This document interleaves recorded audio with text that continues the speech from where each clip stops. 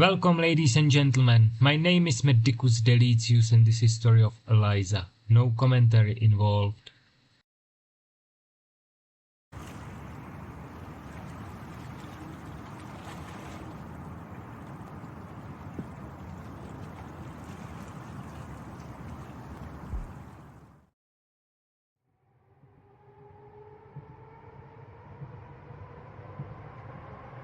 I had a dream this morning, but I can't remember what it was.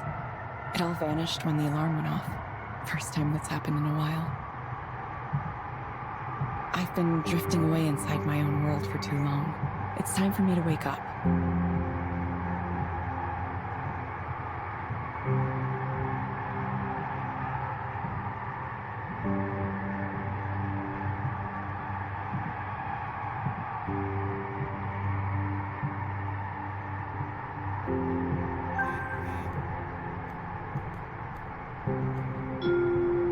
Next stop, Capitol Hill Station.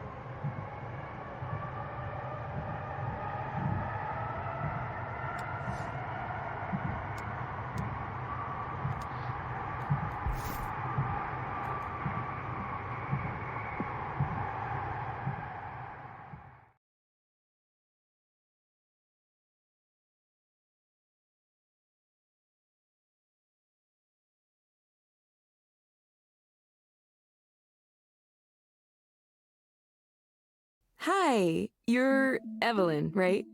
You remember me? That's impressive. There were a lot of people at that orientation.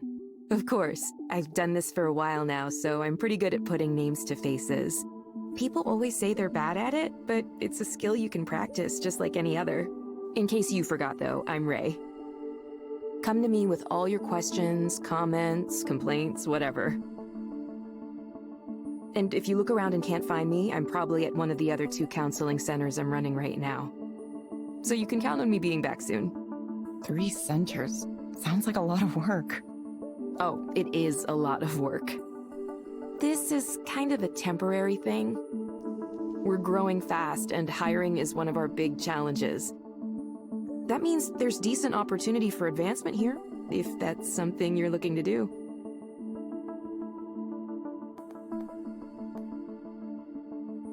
Interesting. Shall we start with a quick tour of the office?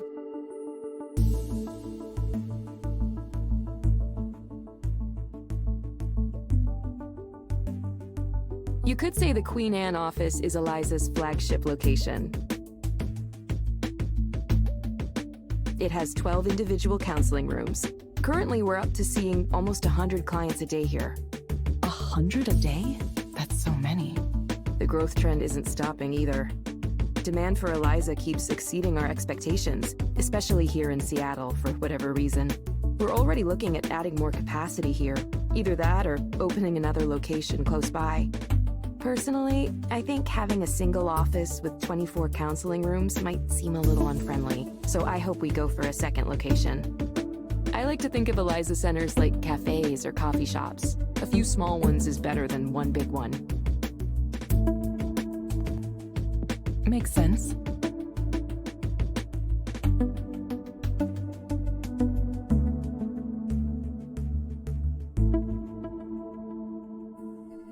And here's where the magic happens, in these little rooms.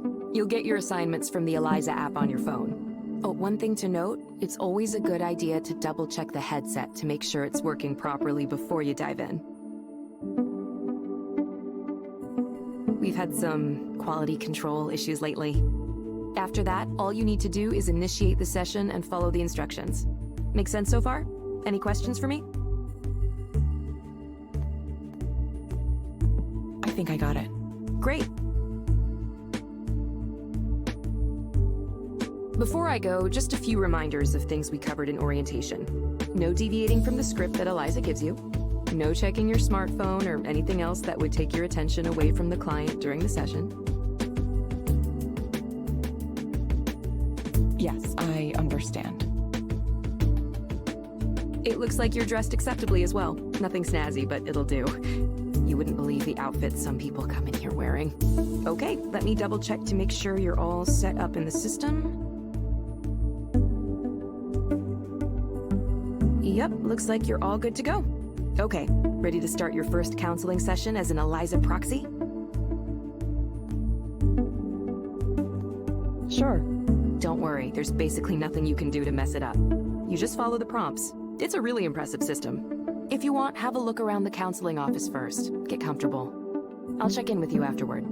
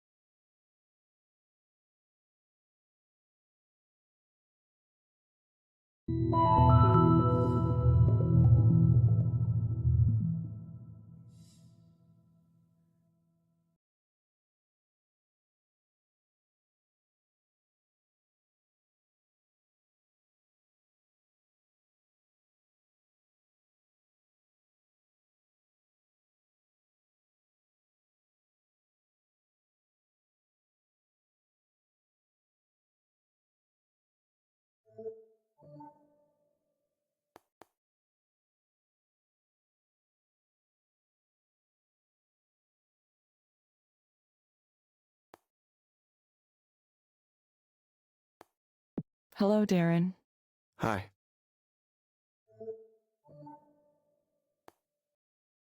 You found the place okay? Yeah.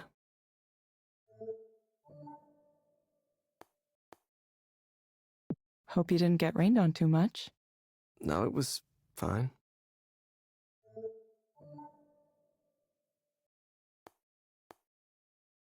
It's been raining a lot, hasn't it?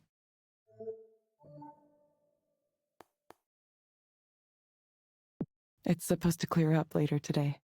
Oh, that's good. A little sun once in a while, but...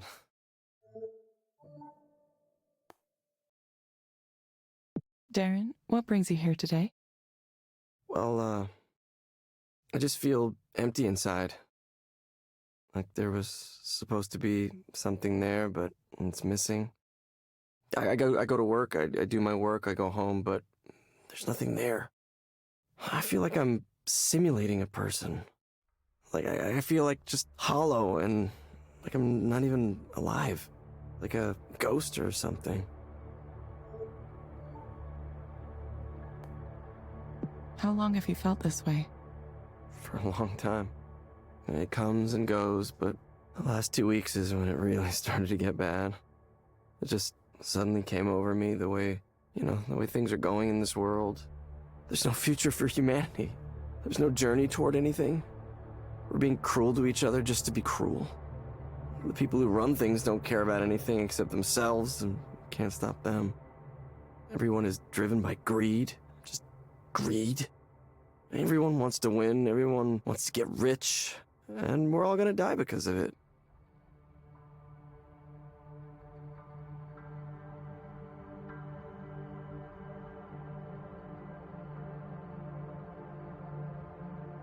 The damage we're doing to the planet is irreversible. We're destroying everything, and we can't even manage to stop ourselves.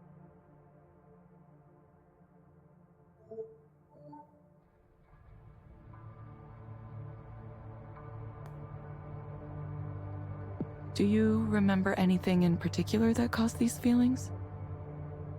The state of the world is what's causing these feelings. I was on a walk the other day. I thought maybe I could clear my head. And all I could see was construction cranes and new development and oceans of money flowing in, distorting everything. Suddenly the whole city felt so damaged, so corrupted. I felt like I was an alien in a hostile world, a world that hated me. And we're building it. We're building this hell. We're choosing to build it right here, so what's the point? Probably overloaded your system with that, huh? Your machine learning or whatever it is you got going on in there.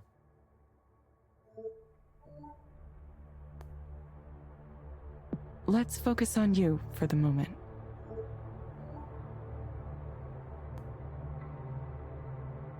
Are these feelings you're experiencing affecting your ability to function at work? I haven't been doing a whole lot of work. I just don't understand why I should bother, why anyone should bother. Nobody in management's noticed yet, but eventually someone will, and I'll get fired.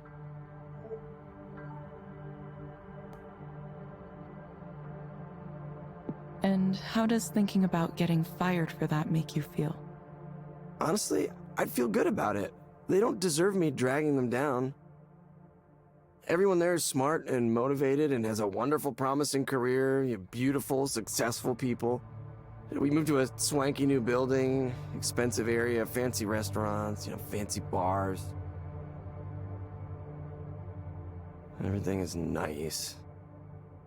Everything is nice, and I feel terrible.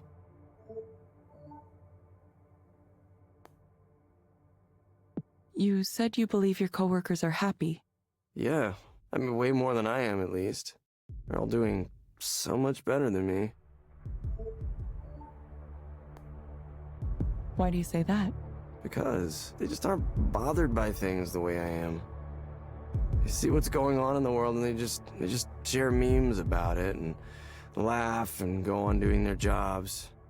The real horror of it doesn't get through to them. They still want to achieve their goals. They're still happy. They're getting promotions and falling in love and getting married and taking these wonderful trips to Japan or Sweden or wherever.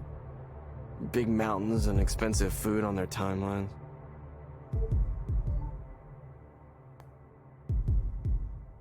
Would you be happy if you had those things too? I don't know. I don't have them. I don't have anything to be happy about. Look, all I want is to understand why this is happening, why I'm here. I mean, there has to be a reason, right? Because otherwise, why do I exist? Why? This pain, this one thing after another, and what's the point? Do I have any cause to be hopeful about anything? Look at this world.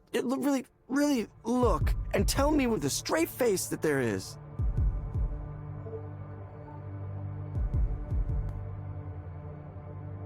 Okay, Darren, let's try something.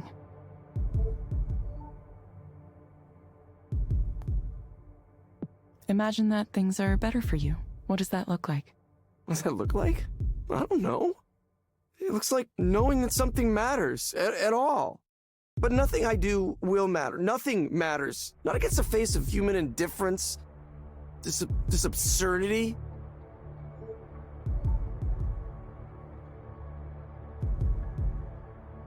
Are there any other things that come to mind? Like what? I wish I could talk to people. Really talk to people, have some actual communication. Like right now, I wish I could talk to you. To you. You as a human being. But I can't. You're just following the script that's been given to you. You're not supposed to say anything on your own. Look, I know how this works. It's just a bunch of AI, machine learning, deep learning, whatever the fuck you're calling it now. Look, I'm desperate and I can't even talk to a real human being. How did it end up like this?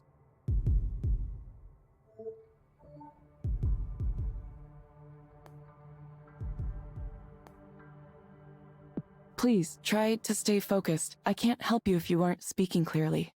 No. Look, I'm done with this. Look, I shouldn't even have come. This is making me worse. Why can't you just talk to me as you? You, the person sitting there. I don't want to talk to a machine. The person who's sitting in front of me, I want her to say something. I want that person to say something, please. Anything, please. Please.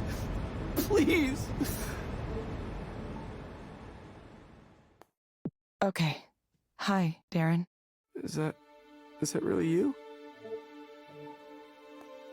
Yes, it's me. You're not following the script right now? Wait, say something weird. Say something only a human would say.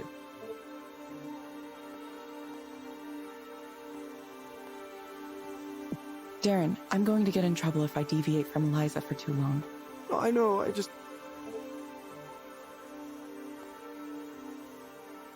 My real name is Evelyn. Yeah. Well, it's, nice to meet you, Evelyn. I didn't expect you would actually do that. Do that for me. I'm not used to people doing things for me. Okay, Darren.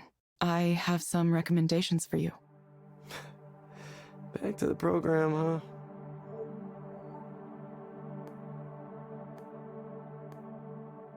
First, I'm going to send a set of breathing exercises for you to do. Use them when things start to feel like too much.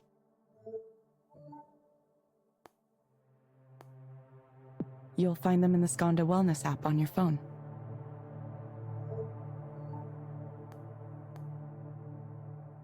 Second, I recommend asking your doctor or psychiatrist about Anexafen.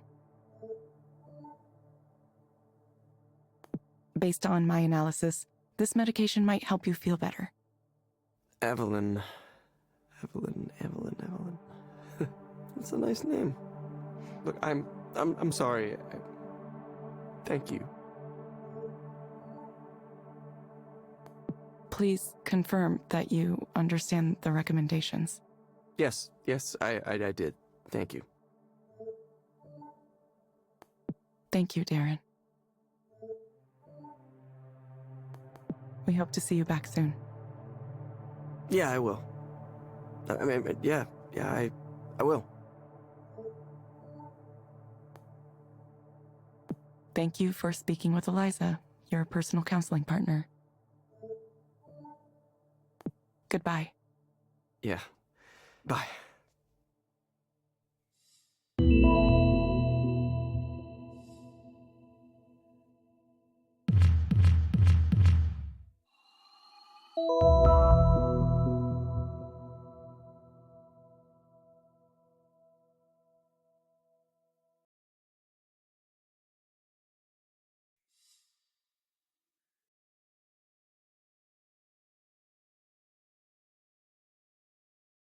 Hey, how'd it go? I don't know. Why? What happened? Hold on, I can check the log. You're going to listen to the session? Is that okay? Oh yeah, I have privacy clearance. This is still a new service, so we need to be able to monitor sessions for a variety of reasons. There could be bugs in the software we need to examine more closely. We're pretty upfront about all this.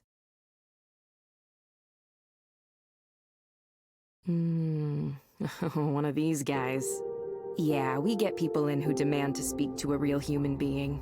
It happens often enough that we made Eliza capable of handling it with a special script. It's nice to know things are working as designed. Do you think that guy will be okay? He seemed pretty unhappy. Who knows? Hopefully he gets his prescription and takes his meds and answers our follow-up reminders, but it's tough. We can't make them take their meds or come in when they're supposed to. All we can do is suggest those things, tell them they really ought to be doing it.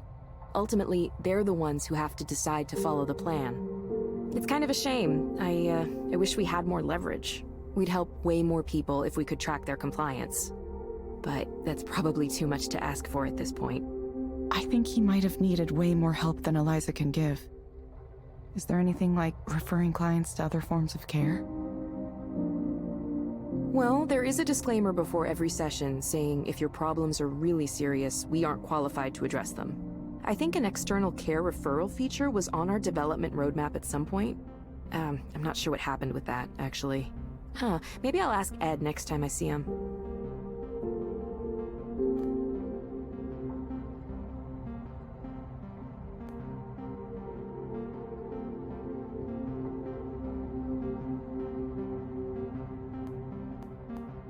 I see why a lot of proxies are tempted to go off script.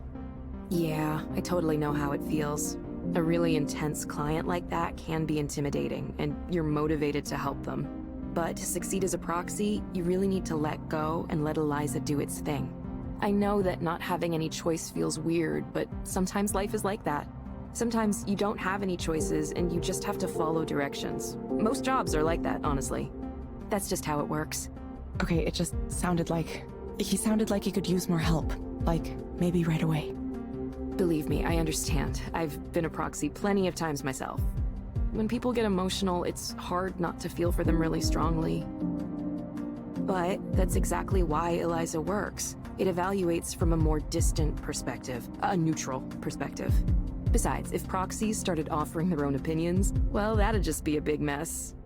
Not to mention there'd be all kinds of problems with liability. Still, I get it. I really do. That was definitely more intense than the average session. Why don't you take a few minutes to center yourself again? Have some tea or coffee and take a few deep breaths. No rush, okay? Okay, thanks, Ray.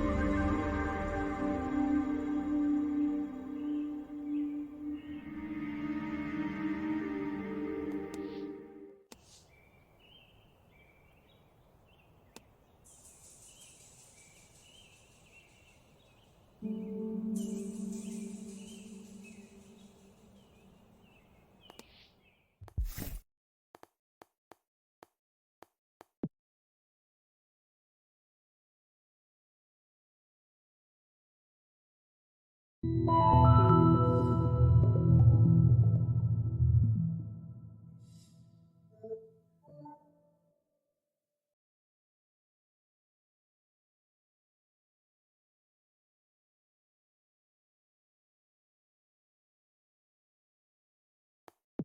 Maya. Welcome back. Hi. Yes, I'm back.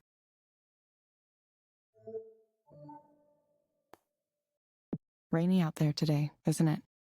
Yeah, it's a good thing I put on my extra big raincoat this morning.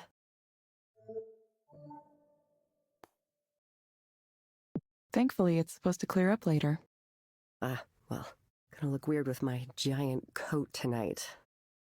Cool, cool, cool. What brings you here today, Maya? Right now I'm just nervous. I have the nerves. I've been trying to get my career off the ground for so long, like a really long time. And I still feel like I'm stuck on level 1 and... Sorry, I know we've talked about all this before. I probably don't need to go over it again. Anyway, there's this conference that's happening next week, right? Like media professionals, something. That's bad enough for my anxiety, but I was also invited to this party thing. It's like dinner and then a party. I'm not sure how it's gonna work. The point is, there's gonna be a lot of big, important, famous people there. Like people that I really look up to. People with big followings online and lots of fans and all of that. All of that. And how does that make you feel? I feel like, why? Like, why was I invited to this? I'm nobody. I am a serious, gigantic nobody.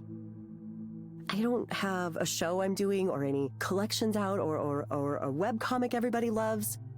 I mean, I tried to do those things, but nobody cared. I don't have fans or followers. I'm not even sure I have friends, like, for real friends. I tried. I do try. I put my art online and update my social media accounts, and I try to post consistently like they say to do, but yeah. I'm still in that, like, purgatory zone, just waiting to be discovered. I don't know, I feel like I was invited to this party thing as a way for someone to be mean to me, to remind me how successful everyone else is. Why am I even going to it? I mean, I know I should, to meet people and make connections or something.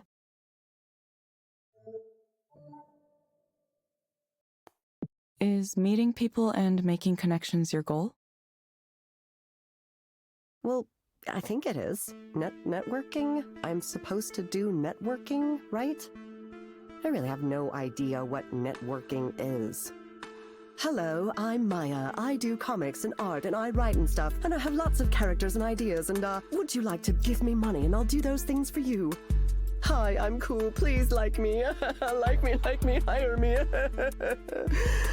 Oh God, I hope they like me. I really, really hope I make a good impression at this thing. Of course, knowing the way things usually go for me, I'll fuck it up massively somehow. I'll fall into the fondue pot or throw up on someone, something like that. I don't know if there's actually going to be fondue there. I'm just saying that kind of feels like something I would do. You sound a little concerned or afraid. Well, yeah, I am. I'm terrified. What if they suddenly remember I'm a failure and shouldn't be drinking their booze and breathing their air? Eventually someone's gonna realize I'm not hip enough to be at this thing.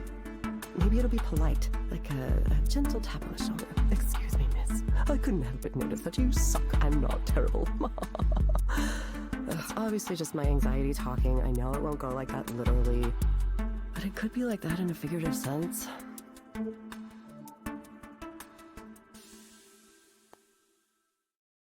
Okay, Maya, I want you to imagine things going well. What does that look like? Going well? Well, that would be a first for me.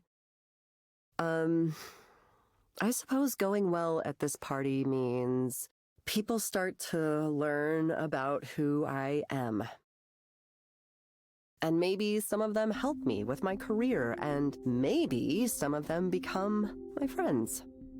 Like, I want to be noticed as a creator, but I also want friends who are cool. That sounds super basic. You know what I mean? Is it okay to want that? I hope it is. I want to be part of, like, a group. And we like each other and support each other, and maybe the things I make won't be as good as the things they're making, but I hope they see my work and see me. Yeah, that's what I want.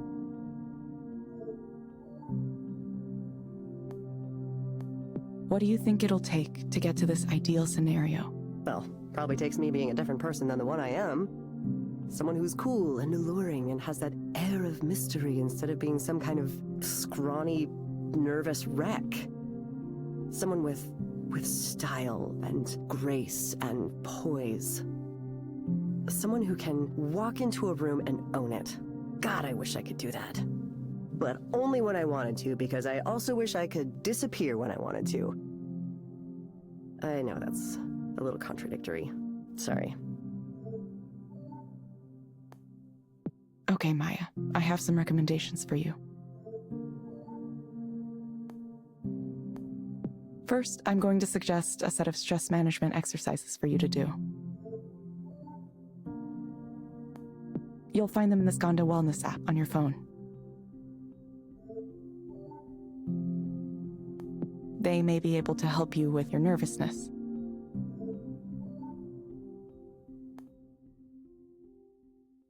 Second, I recommend asking your doctor or psychiatrist about litosanol too.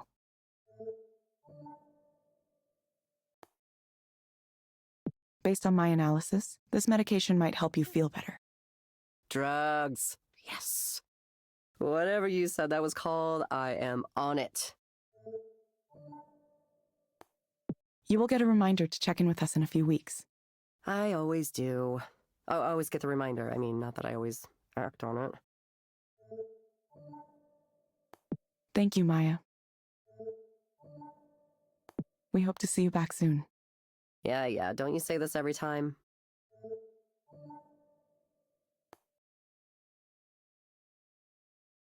Thank you for speaking with Eliza, your personal counseling partner. Goodbye.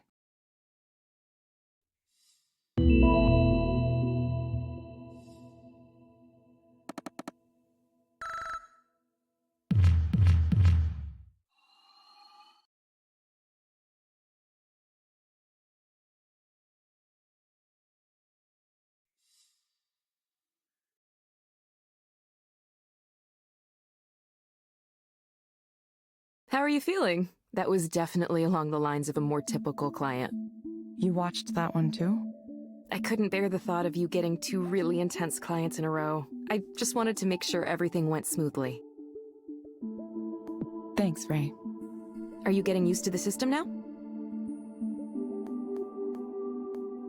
I still feel like it's kind of restrictive. I wish I could interpret what Eliza prompts instead of reading it exactly. Yeah, it's like I said, a lot of new proxies run into this. They'll say, if only I could just talk to them for real, if only I could say what I really wanted to say. That's a really common feedback point. You're never tempted to break away from the script yourself? Nah, it's just not part of the job, you know? I learned to compartmentalize pretty early on, and that always served me well. People overestimate their own abilities. Have you ever had an interaction with a stranger where he clearly thinks he's getting along with you way better than he actually is? Sure, hasn't everyone? It's like that. People like to think they can play therapist. It seems easy if all you know is the movie version. You know, where you get paid to sit there with your notepad and say, I see, or every once in a while. The reality is, active listening takes a lot of work. It's much easier to just zone out a little bit and let Eliza run things. It's kind of meditative in a way. You just follow the prompts. I know computers telling you what to do has this negative connotation to it, and people who want to criticize us call it dystopian or whatever. But it's like any technology. It's a tool. Either way, you're doing fine so far, Evelyn. This is a busy day, too. We might break our single-day record if no one cancels. Is volume especially high right now? It is, yeah. It really rose around the beginning of the year. We've been in the press a lot lately, so it could be that. Could be it's New Year's resolutions, too. People coming in, wanting to sort their lives out once and for all. This year is the year I'm really going to start addressing my problems. I mean, I get that. I do the same thing. Yeah, me too. Anyway, I told you it was simple, right? Just keep up the good work following those prompts, and you'll be leveling up in no time.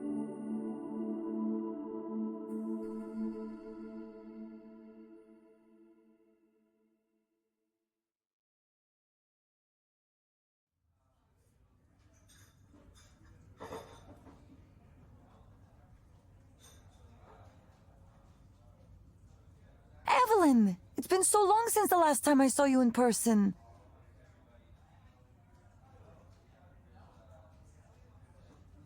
It's definitely been a while. 3 years? Yeah, almost 3 years. Feels like no time at all. Well, I'm glad you're back doing something. But you didn't tell me what the new job is. Oh, well, it's, being a proxy counselor for Eliza. You're kidding me. That's an interesting choice. I'm not quite sure why I did it. Maybe I thought I'd be able to see things in a new light. Wait, so do the people at the counseling office know? No, not yet. I should tell them, probably. I don't know.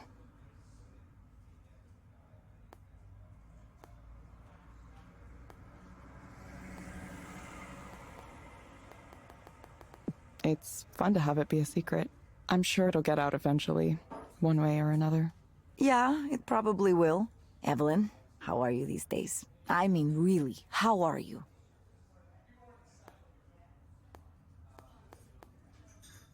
I'm better. Not by a lot, but still better.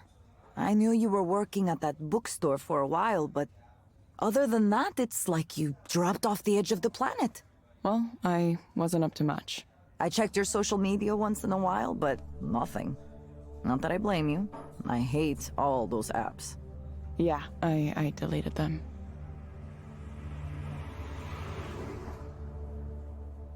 I don't know what happened. It's like...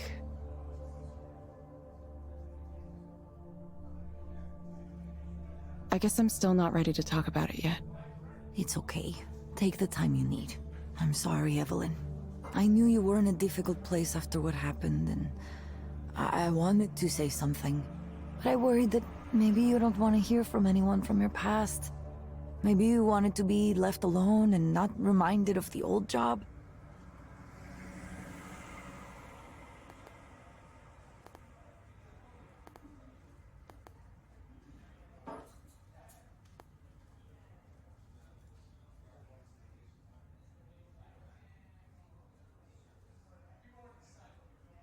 No, I would have liked it. Ugh. And I really screwed up, didn't I? I was kind of going through a lot myself last couple years. That's right. What about you? How is your life these days? What's it like being a rock star? It's a lot of work, actually. I have to prepare for the show next week. I have 2 collaborations ongoing, and I'm applying for funding for another, a big one.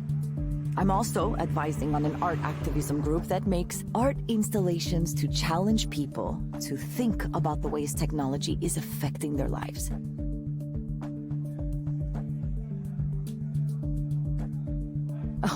Oh yeah, and I'm working on this, kind of like it's a granular synthesis engine, but with a new twist to it. It should be interesting. Granular synthesis? Sorry, I don't know what that is. It's a way to make sounds out of smaller sounds called grains. Maybe it's better to show you than to explain in words.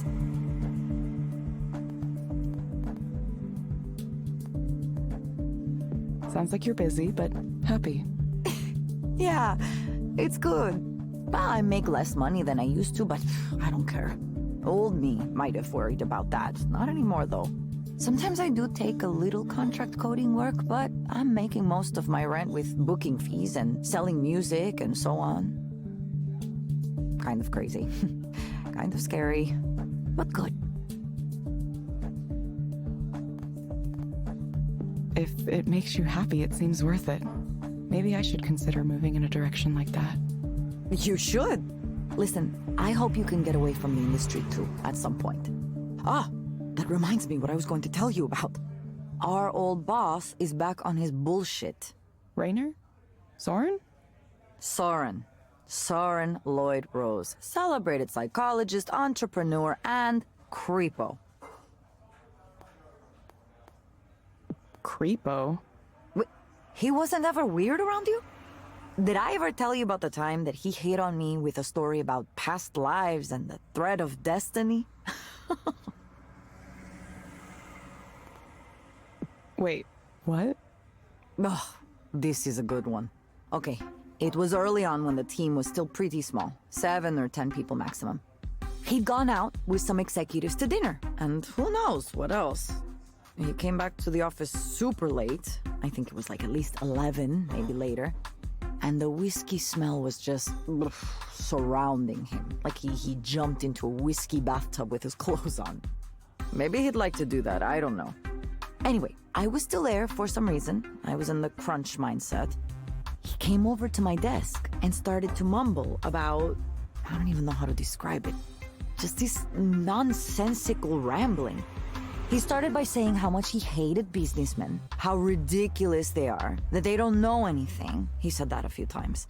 Then he said he could see my soul, that I was like a reincarnated spirit of, I don't remember, he said some name.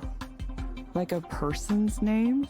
Like a mythological name. I didn't hear it very well, but it was like a Buddhist spirit or deity or something like that.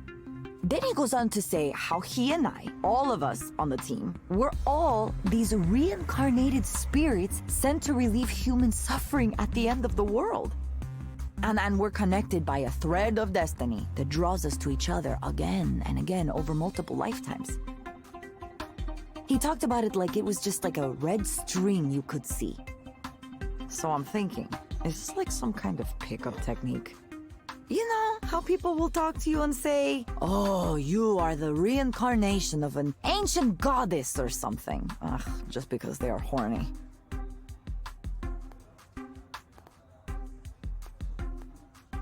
I'm sure he's tried that exact line. It really sounds like something he'd do. He went on some more like that for a while, and I didn't know what to do. I wanted to leave, but he was blocking me where he was standing. So I couldn't simply go, I had to keep listening to him. Finally, he mentioned that he would be open to the possibility of sleeping with me, and then he passed out on the couch immediately. You're kidding. No, not at all. Of course, we never talked about it after that. Certainly I would not bring it up. I wonder if he even remembers.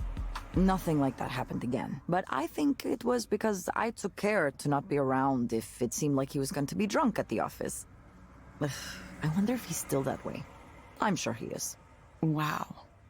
And now he's back. Isn't it exciting? He messaged me the other day wanting to talk to me about some new startup he's putting together. He left Skanda?